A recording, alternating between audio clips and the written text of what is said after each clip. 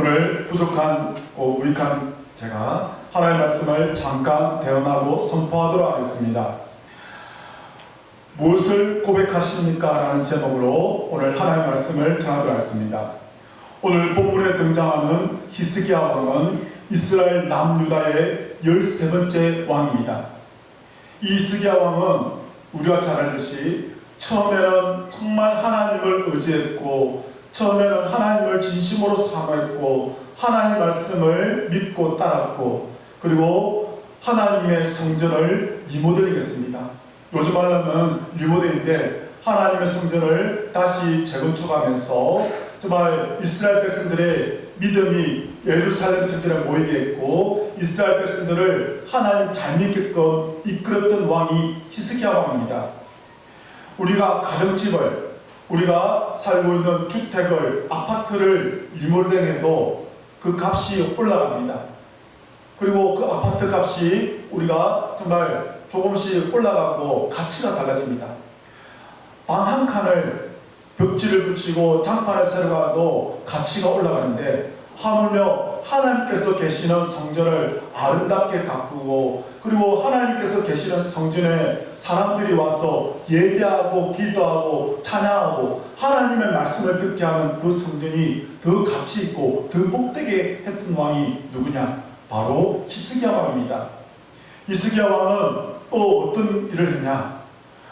아수르 나라 사네립이 이끄는 18만 5천 명이 예루살렘에 쳐들어왔을 적에 정말 이스라엘이 멸망할 수밖에 없는 그 상황 가운데서도 두려워하지 않고 강함담대하게 이사야 선지자와 함께 죄를 무릅쓰고 죄를 무릅쓰고, 그리고 정말 하나님께 엎드리면서 기도하고 강구하고 그리고 부르짖었던 왕이 히스기야 왕입니다.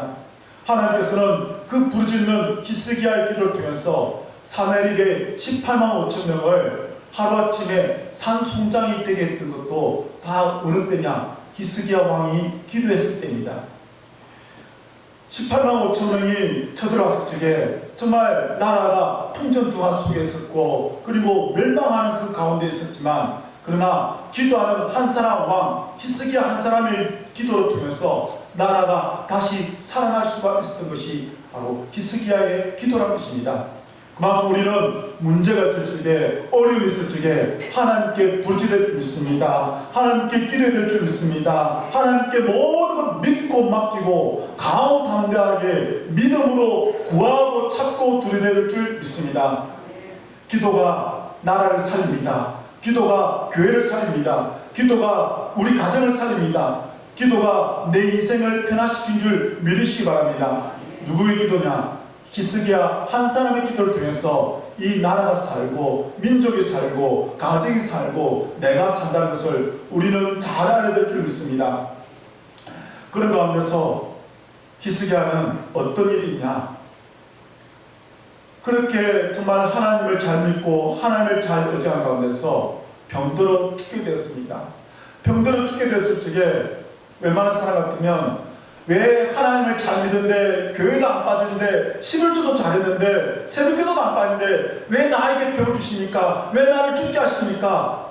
아마 웬만한 사람 같으면 하소연 나오고 생떼를 쓰고 그냥 불평과 원망과 짜증과 신경이 나왔을 겁니다.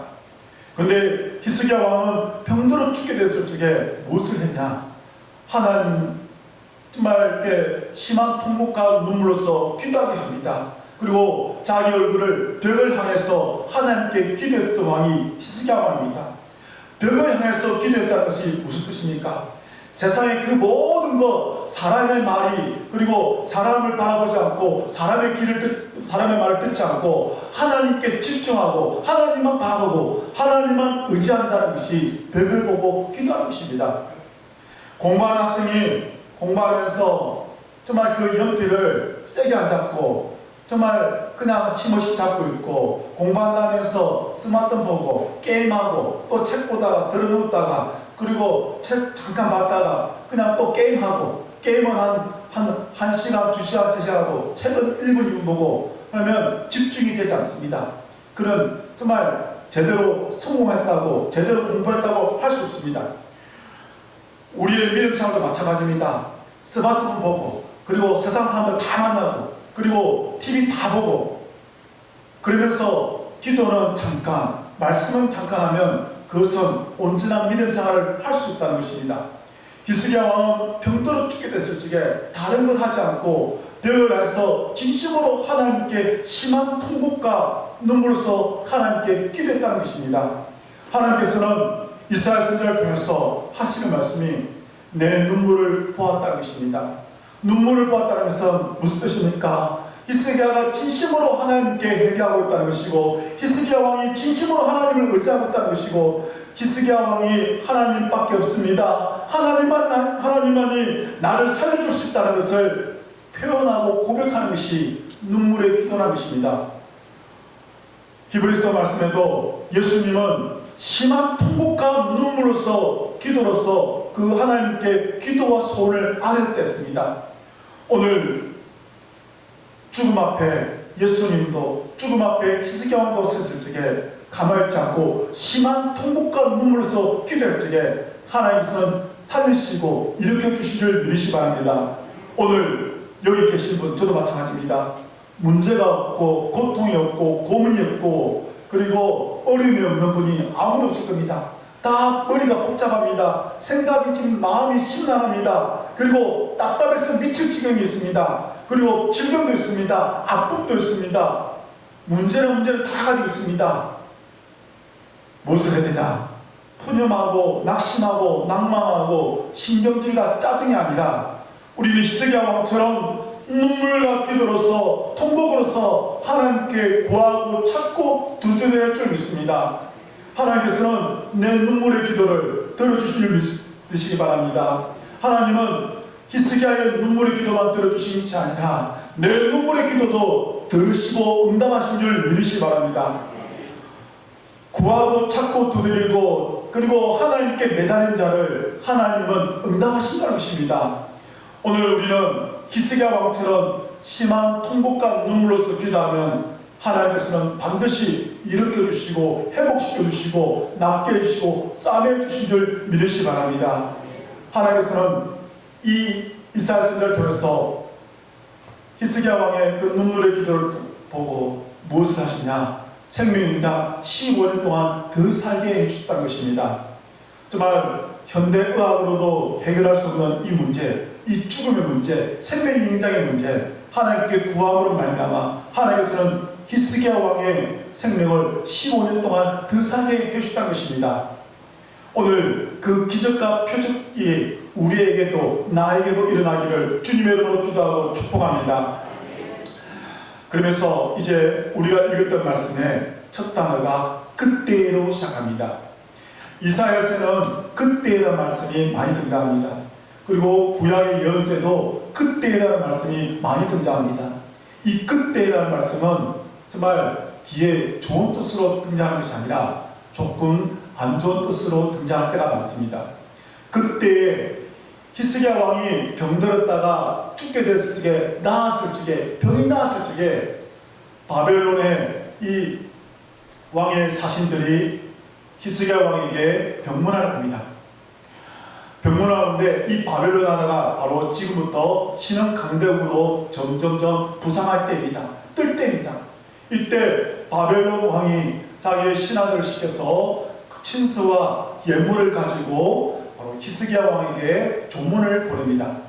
정말 병문안을 보냈는데 우리가 병문안 갈 때에 파리바게뜨 빵 아니면 비타 500을 들고 아니면 음료수를 들고 그냥 가서 그냥 기도해주고 그리고 나아라고 우리가 위로를 말해주는 것이 일반적인 관례입니다. 그런데 바로 일국의 정말 왕의 신하들이 와서 친서와 그리고 세계 최대의 부하 나라 바벨론 나라 왕과 사신들이 와서 친서와 예물을 가져왔으니까 이 히스기야 왕이 얼마나 기쁘겠습니까? 아마 저라도 정말 그 자리에서 일어나서 아마 절하면서 엎드리면서 홀들인사 90도를 하면서 잘했다고 얼마나 멀리서 왔다 고생했다고 인사했을 겁니다. 히스기야 왕도 마찬가지입니다. 글과 예물을 받아보고 기뻐한 나머지 무엇을 하냐? 너무 기뻐가지고 자기 왕궁에 있는 보물들과 이스라엘 전역에 있는 무기 창고를 다 열어서 보여주면서 자랑하기 시작합니다. 이게 우리나라에는 보배로운 기름입니다, 은입니다, 금입니다, 항료입니다. 그리고 이 무기고 있는 이 무기들 얼마나 최신식입니까? 얼마나 좋습니까? 이걸 자랑하기 시작합니다. 그리고 전 국내에 있는, 전 나라에 있는 이 모든 것들을 다 보여주고 이제 이 신하들을 보냅니다. 그런 가운데 하나님의 종 이사야 선지자가 히스기야 왕을 찾아옵니다. 오늘 왕이 이 바벨론 신하들에게 무슨 말을 했는지 묻습니다. 그러면서 이 히스기야 왕이 바벨론의 이 왕의 신하들이 글과 그리고 예물을 가져와서 내가 너무 기뻐가지고 왕궁에 있는 은금과 향료와 그리고 향신료와 그리고 무기고 있는 것을 다 보여줬다고 자랑스럽게 이야기했습니다. 이사야 선지자가 이 말을 듣고 오늘 하나님의 말씀을 전합니다. 하나님께서 말씀하시기를 왕의 궁전에 있는 이 보물들과 이 무기고들을 하나님께서 다 옮기신다는 겁니다. 어느 나라로? 바벨론 나라로 다 옮기시겠다는 것입니다. 그리고 그뿐만 아니라 정말 모든 당신의 것뿐만 아니라 조상들이 쌓은 이 모든 보물까지도 다 바벨론 나라로 옮기고 당신의 후손들도 바벨론 나라의 함난으로 쉽게 말해서 내시로 사로잡혀 갔다는 것입니다.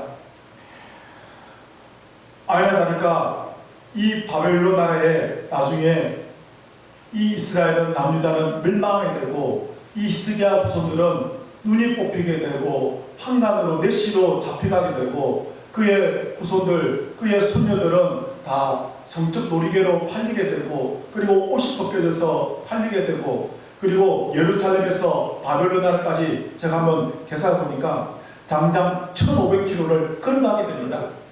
말이 1500km지 그 먼 길을 사막길을 걸어가면서 가다가 죽고 그 가스도 죽고 그 다음에 그발 강가에서 예루살렘 하늘을 쳐다보면서 히스기야 왕의 후손들이 눈물을 흘리면서 그때 하나님의 말씀을 들을 걸, 그때 하나님 말씀을 들을 걸, 그때 하나님을 찾을 걸, 그때 예배 잘 들을 걸, 그때 하나님의 종의 말씀을 들으면서 하나님을 똑바로 믿을 걸 후회하게 되는 그날이 오게 되는데 다 그 뿌리가 그 씨가 무엇 때문이냐?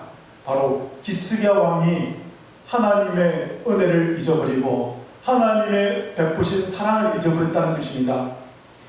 바벨론 왕의 신하들이 왔을 적에 바벨론 왕의 신하들이 하나님을 모르지만 하나님을 믿지 않지만 성전에 놓지 않지만 무엇해야 되냐? 그럼에도 불구하고 내가 병들어 죽게 되었을 적에 하나님께서 나를 살려주셨습니다. 하나님께서 나를 도와주셔서 나를 다시 살게 해주셔서 하나님의 은혜로 내가 15년 살게 되었습니다. 하나님의 은혜라는 것을 이야기하고 고백해야 되는데 그렇게 하지 못했다는 것입니다. 오늘 내가 마음으로 하나님의 은혜라는 것을 간직하면 되지, 내 생각으로 내 정신으로 하나님의 은혜라는 것을 간직하면 되지. 뭐 하나님 안 믿는 사람들인데 뭐 교회 안 다니는 사람들인데 그 말 안 해도 하나님 아실 거야. 내 마음은 하나님을 사랑하는데 내 마음은 하나님의 은혜라는 것을 알고 있는데 그러나 우리는 아니란 것입니다.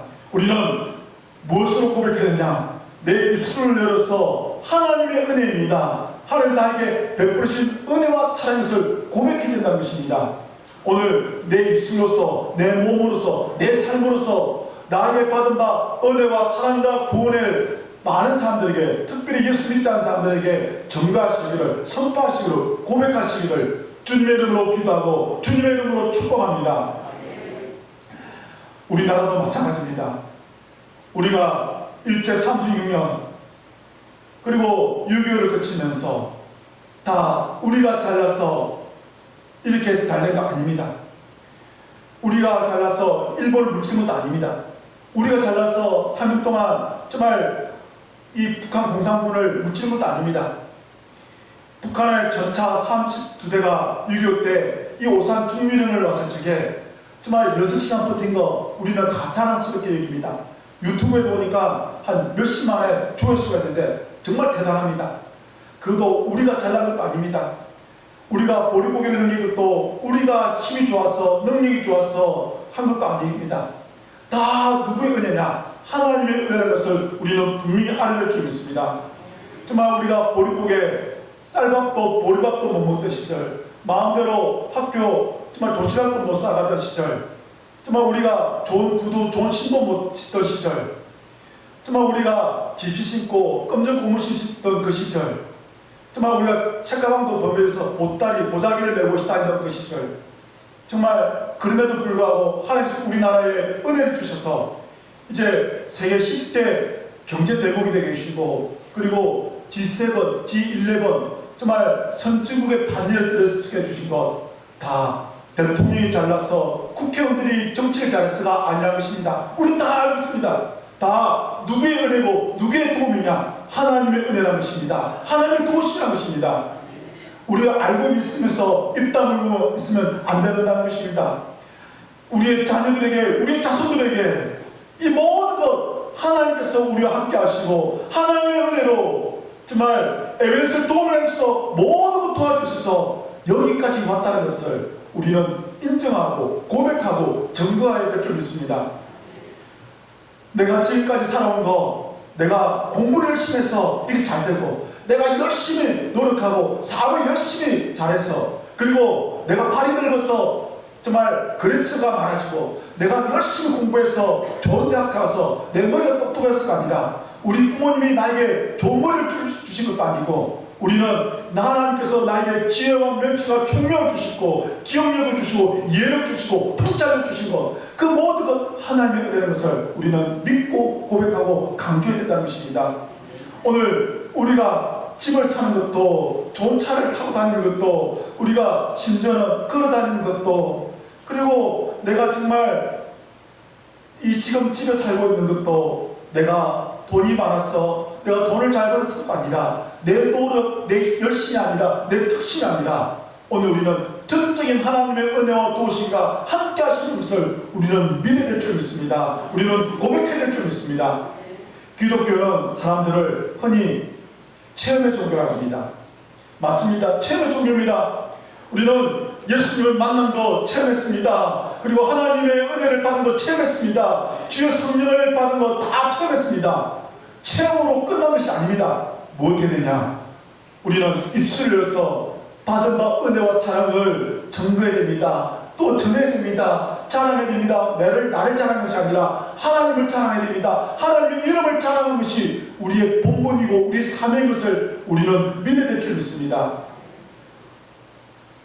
우리가 살아가고 있고 숨쉬고 있는 것, 물론 지금 숨쉬는 것도 힘들지만 이 모든 것은 누구의 은혜와 누구의 도우심이냐? 여호와 하나님, 전지전능하신 하나님밖에 없다는 것을 우리는 믿음으로 고백하고 정말 은혜로 고백해야 될 줄 믿습니다.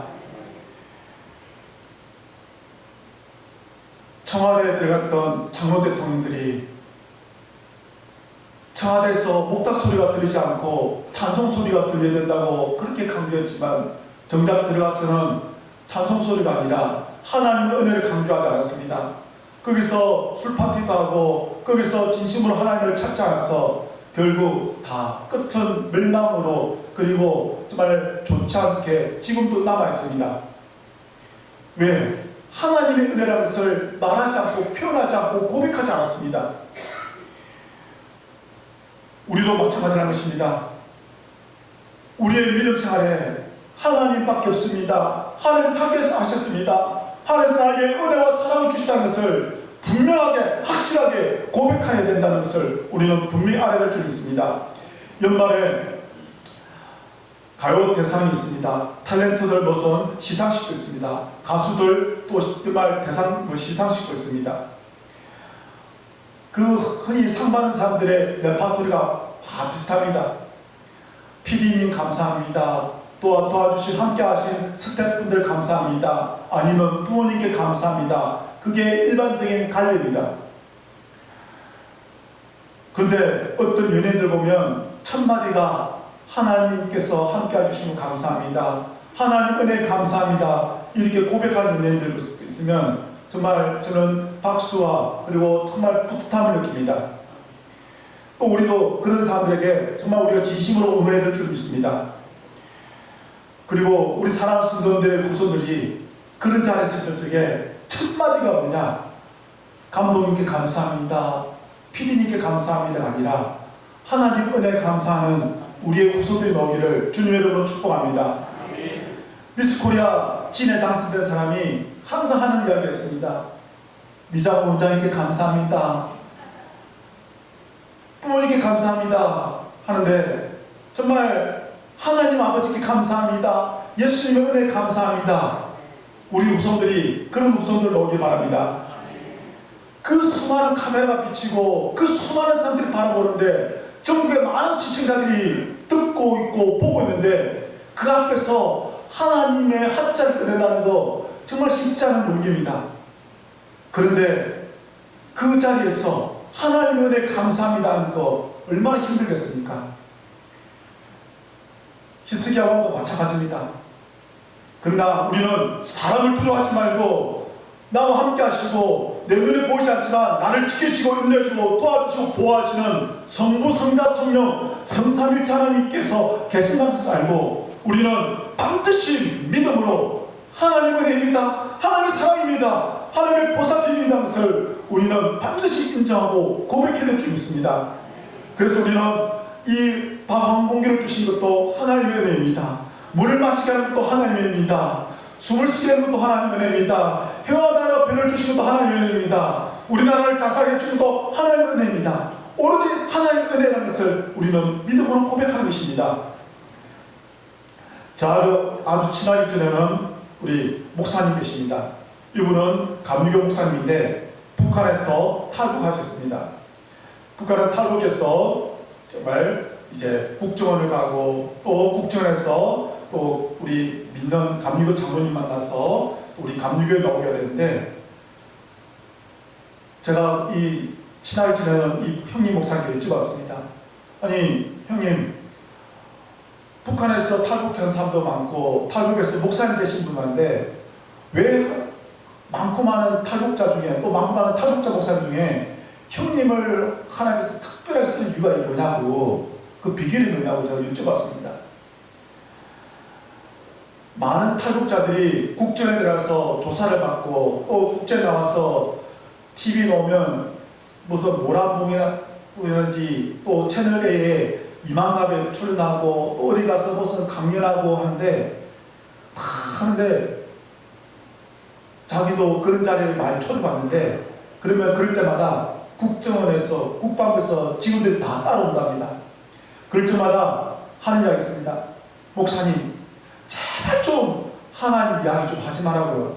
하나님 이야기 하지 말고 대한민국의 위대성을 알리고 대한민국이 북한보다 그리고 김일성보다 김정일보다 정말 위대한 이 나라를 이야기하라고. 앞으로 자꾸 그런 식으로 하면 하나님 이야기 꺼내면 안 부를 거라고 그리고 방해할 거라고 이야기합니다.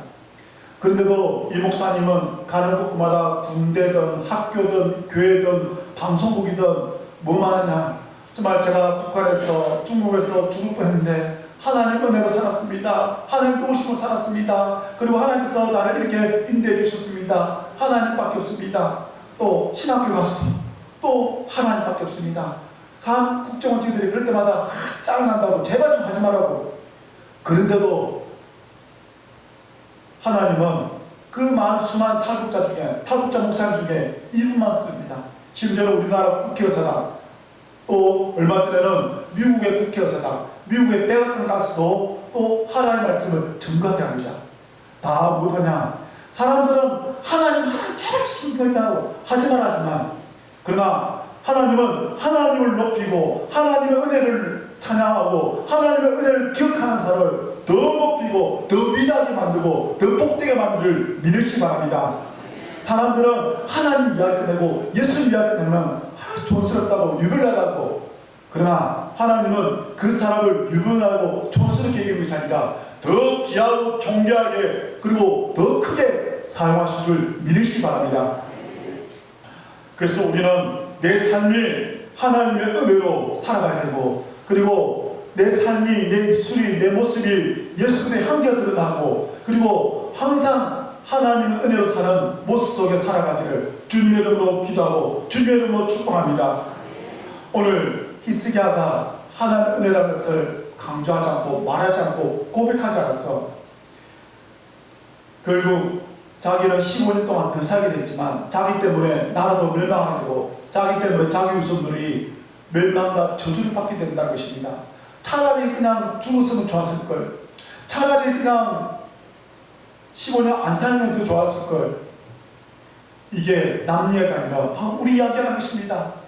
내가 신앙생활 지금 똑바로 하지 못하면 누구한테 가냐? 내 후손한테 그 대가가 간다는 것입니다. 그래서 오늘 지금 내가 힘들고 어렵지만 그럼에도 불구하고 하나님 붙잡고 예수님 생각하고 내 마음 중심에 예수님으로 똘똘 뭉치고 예수님이 내 삶의 전부가 되어서 살아갈 적에 그 받은 바 은혜와 복이 내 땅대도 차고 넘치고 내 아들 때, 내 손자 때, 자라서는 천대까지 주님의 은혜와 복만 가득하시기를 주님의 이름으로 기도하고 주님의 이름으로 축복합니다. 기도하겠습니다. 사랑과 은혜와 자비가 많으신 주님, 진심으로 감사합니다. 지금까지 우리나라가 이렇게 잘 된 거 하나님의 은혜였습니다. 지금까지 우리 한국교회가 이렇게 잘 된 거 하나님의 은혜였습니다. 지금까지 우리 교회가 이렇게 걸어온 거 하나님의 은혜였습니다. 지금까지 우리 가정이 내가 살아온 것은 하나님의 은혜였습니다. 그렇지만 하나님의 은혜를 자랑하지 못하고 감사하지 못하고 고백하지 못했습니다. 주님 용서해 주시고 불쌍해 주시옵소서. 이제 아버지 받은 바 하나님의 은혜 사랑에 감사해서 예수님의 은혜와 사랑에 구원에 감사해서 이 구원의 이 놀라운 은혜와 사랑을 전가하고 고백하고 찬송하며 살기를 원하오니 주님 나에게 성령의 능력 주시옵고 아버지 내 삶이 내 입술이 항상 고백하는 주님의 은혜를 고백하는 믿음이 있기를 원하오니 주여 도와주시옵소서. 이 모든 것 주께 감사하며 예수님의 이름으로 기도합니다. 아멘. 교회